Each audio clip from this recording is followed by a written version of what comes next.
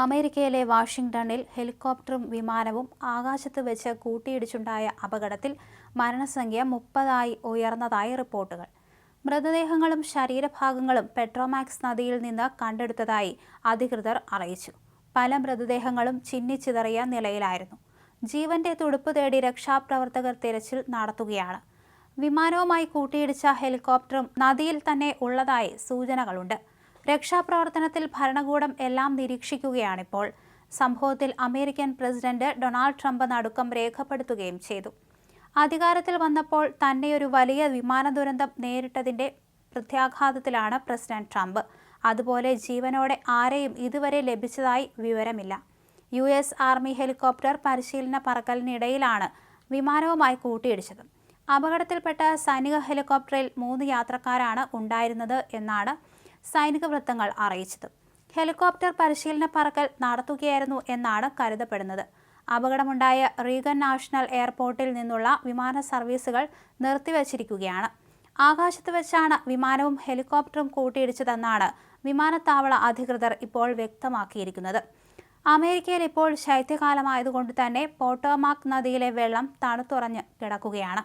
വിമാനത്തിലെ യാത്രക്കാർ ആരെങ്കിലും വെള്ളത്തിൽ വീണാൽ 15 മുതൽ 20 മിനിറ്റ് വരെ മാത്രമേ അവർക്ക് പിടിച്ചു നിൽക്കാൻ കഴിയുകയുള്ളൂ എന്നാണ് വിദഗ്ധർ ചൂണ്ടിക്കാണിക്കുന്നത്.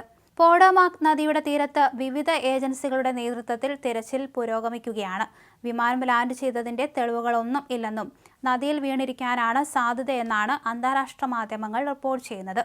അതേസമയം 2009 ശേഷം അമേരിക്കയിലുണ്ടായ ഏറ്റവും വലിയ വിമാനാപകടമാണ് ഇതെന്നാണ് സൂചന. അപകടത്തെക്കുറിച്ച് വിവരം ലഭിച്ചതായും വിശദാംശങ്ങൾ ശേഖരിക്കുകയാണെന്നും നാഷണൽ ട്രാൻസ്പോർട്ടേഷൻ ഏജൻസിയും വ്യക്തമാക്കി. വിഷയത്തിൽ അമേരിക്കൻ ഭരണകൂടം ഔദ്യോഗികമായി പ്രതികരിച്ചിട്ടില്ല. റൺവേയിലേക്ക് ഇറങ്ങുമ്പോഴാണ് ഹെലികോപ്റ്ററുമായി വിമാനം കൂട്ടിയിടിച്ചത്. 3 യാത്രക്കാർക്ക് സഞ്ചരിക്കാൻ കഴിയുന്നതാണ് അപകടത്തിൽപ്പെട്ട സൈനിക ഹെലികോപ്റ്റർ.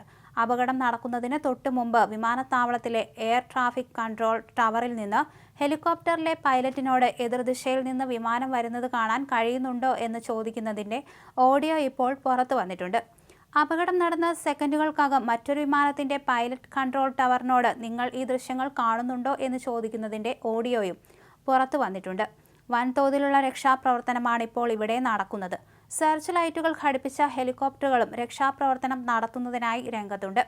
അതിശൈത്യം കാരണം പോട്ടോമാക് നദിയിലെ വെള്ളം തണുത്തു കിടക്കുകയാണ്. വിമാനത്തിലെ യാത്രക്കാരിൽ വെള്ളത്തിൽ വീണവർക്ക് ഇത് കൂടുതൽ ദുരിതമാകാനും സാധ്യതയുണ്ടെന്നാണ് വിദഗ്ധർ പറയുന്നത്.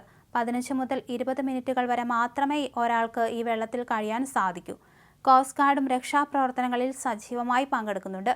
സ്ഥിതിഗതികൾ വിലയിരുത്തി വരുന്നതായി പ്രസിഡന്റ് ഡൊണാൾഡ് ട്രംപ് അറിയിച്ചു. എന്തായാലും വളരെ വലിയ ഒരു ദുരന്തം തന്നെയാണ് സംഭവിച്ചത്. അമേരിക്കയിൽ എല്ലാവർക്കു വേണ്ടിയും പ്രാർത്ഥിക്കണമെന്ന് ട്രംപ് പറയുകയും ചെയ്തു.